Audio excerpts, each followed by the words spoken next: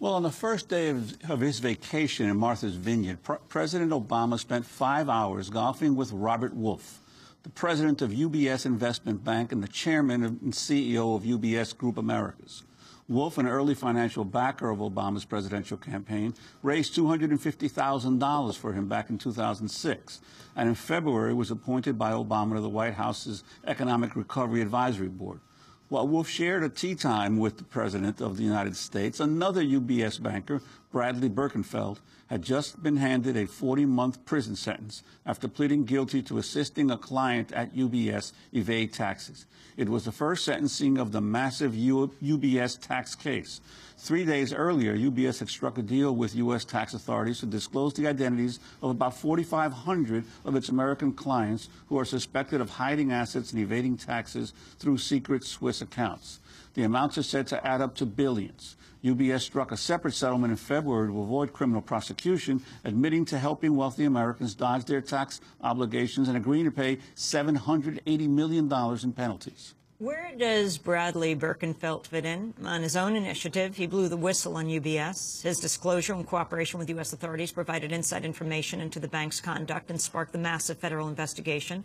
The 40-month sentence Birkenfeld received after coming forward and pleading guilty to facilitating offshore tax evasion himself was harsher than his attorney and even the prosecutors had expected. For more on this story, we're joined in a firehouse studio by Sharona Coutts, a reporter with ProPublica, who's been covering UBS story. Her latest article is UBS and the Taxpayers' Hidden Billions. And in Washington, D.C., we're joined by Stephen Cohn, the executive director of the National Whistleblower Center.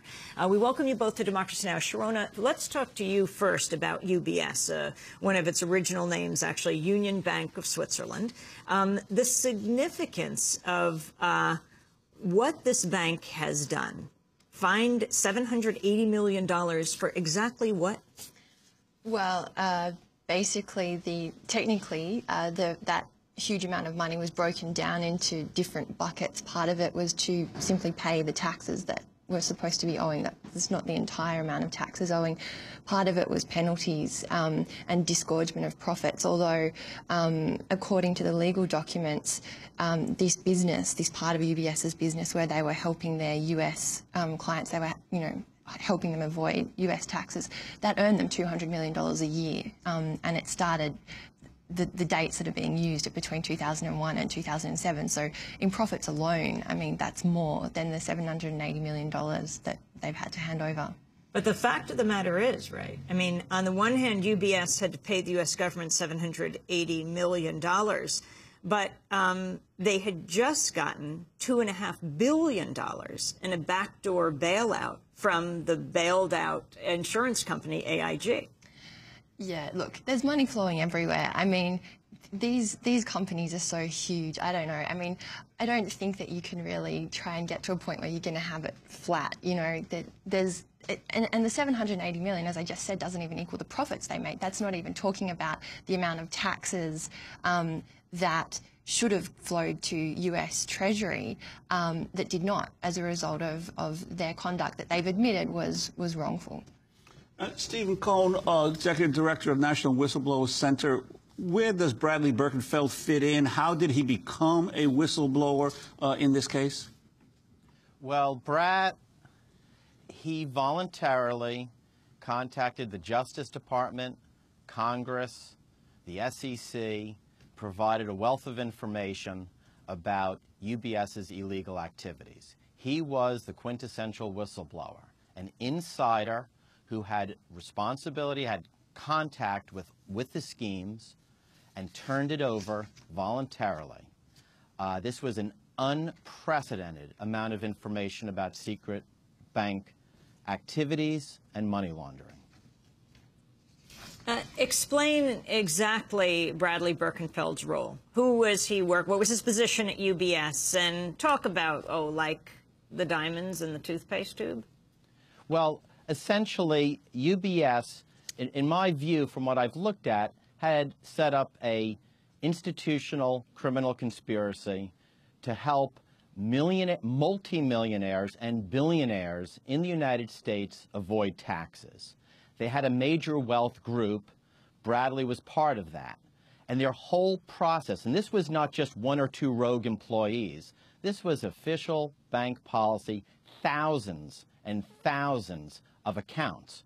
Who are these people? What positions of influence do they hold in the United States? These are people who have set up secret accounts to avoid paying billions in taxes.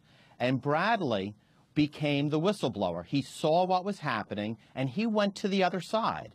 And this is unprecedented in Swiss bank history. I mean, the Swiss banks are known for their secrecy.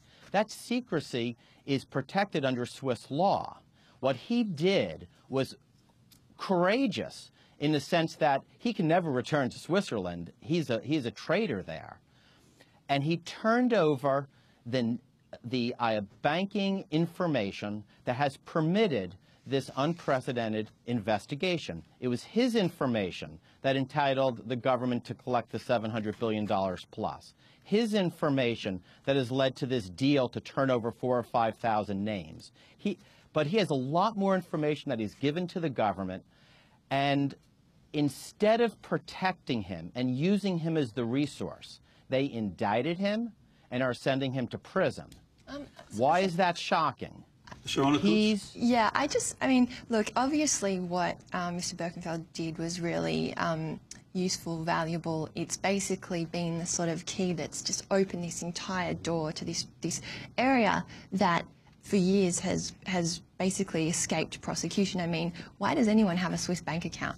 You know, it's like we know, we have known for a long time that it's in many cases to avoid taxes, but I don't think we should necessarily hagiify Mr. Birkenfeld. I mean, the way that this case, my understanding of it at least, and you know, if I'm wrong, I want to be corrected, but the way that it came about was actually through an IRS investigation of his most important client, who was a California real estate tycoon, I guess, a guy who, you know, came from a Russian family, and he had basically set up this web of shell companies in lots of different jurisdictions that are known for housing hidden accounts in order to hide income and therefore avoid taxes. So that's my understanding of how the authorities became aware of Mr. Birkenfeld. So, I mean, you know, the guy did smuggle diamonds in a tube of toothpaste into the United States so that he could give them to this California client.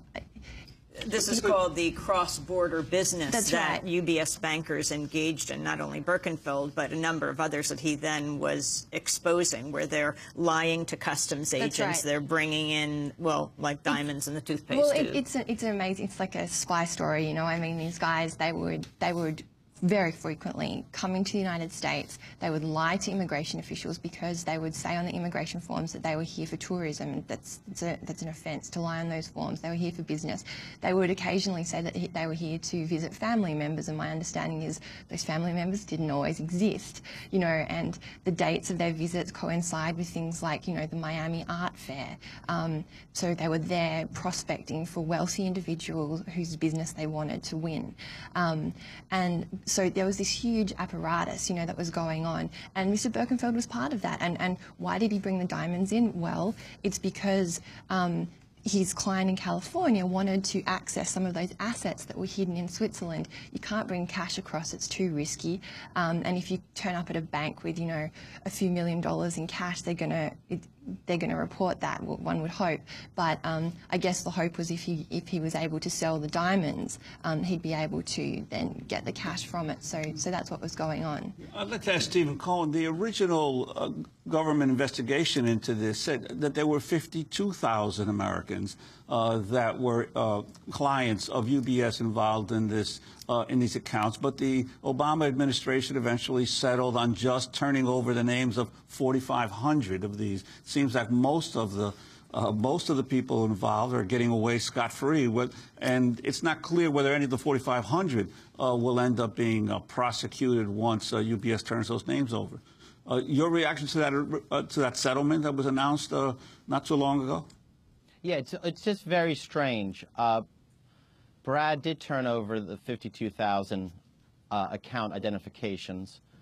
I also just want to correct the record. He initiated his cooperation with the United States before he was indicted and before he even knew that he might be indicted.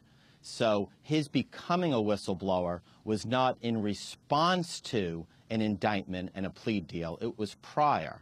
But the whole case is puzzling because if the United States wants to crack tax fraud, if they want to crack money laundering or stop these practices in secret banks, why are they putting into prison for 40 months the whistleblower?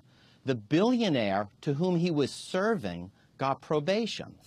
How are they ever going to get another banker to step forward and cooperate with an investigation?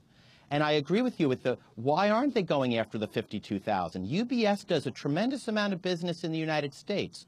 The government has leverage over that bank. They don't have to make sweetheart deals with them. I mean, it's very interesting, Stephen Cohen, that the judge, federal judge William Zloke in the Fort Lauderdale court, slapped him with a harsher sentence than the prosecutors asked for. Why do you think that is? I think that the concept of a high-ranking bank whistleblower is still very rare. I don't think the judge and the court fully understood it. I don't even think the Justice Department actually understands what is unfolding. In other areas of whistleblowing, especially government contracting, the government has become used to people stepping forward, revealing billion-dollar frauds, and working with those, they call them relators and whistleblowers, to uncover the fraud and bring companies to justice. This is the first major tax whistleblower since Congress enacted a law encouraging people just like Bradley to step forward with information. I think it's new territory, and I think they don't understand when, the pricelessness of getting someone like Bradley in that inside position. Face it, you're not in those boardrooms if you're a Boy Scout. But the point of the law is to get the insider to come out with the information. Without that, you'll never have a case. But by putting the insider not inside the Justice Department's criminal investigatory task force, putting him in jail, serves no purpose. It undermines public policy. Stephen Cohen, I want to thank you for being with us, Executive Director of the National Whistleblower Center in Washington, D.C., and Sharona Coots, a reporter with ProPublica. Her latest article is called UBS and the Taxpayers' Hidden Billions.